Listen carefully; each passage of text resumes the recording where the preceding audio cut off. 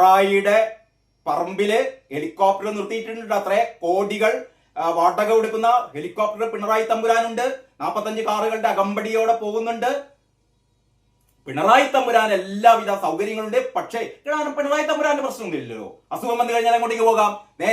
നേരെ ഈ പറയുന്ന മോദിയെ ട്രംപിനെ ഒരു വശത്തുകൂടെ ഭയങ്കരമായിട്ട് ഇങ്ങനെ കുറ്റപ്പെടുത്തും. പക്ഷേ ചികിത്സാ സൗകര്യത്തിന് എവിടെ പോകണം? നമുക്ക് അത് അമേരിക്കയിൽ പോകണം. ഏത് വഴിയിൽ പോകണം? ദുബായ് വഴി പോകണം. ദുബായ് വഴി അമേരിക്കയിൽ പോകണം. അവിടെ ശസ്ത്രക്രിയ ഒക്കെ നടത്തി അല്ലെങ്കിൽ അവിടെ ചികിത്സയൊക്കെ നടത്തി ആരോഗ്യവാനായി തിരിച്ചു വരണം.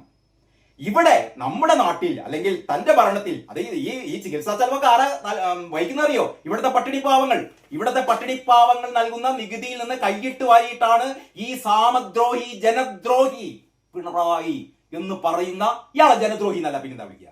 ജനങ്ങളുടെ പൈസ എടുത്തിട്ട് ഇയാൾ സ്വന്തം ചികിത്സക്ക് വേണ്ടി പോകുന്നു.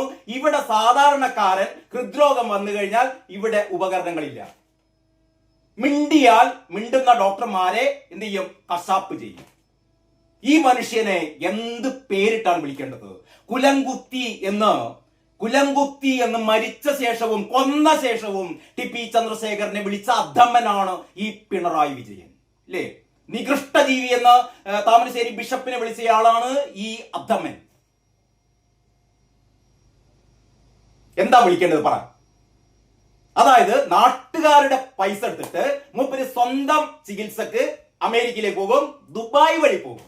അത് വേറെ ഇടപാട്.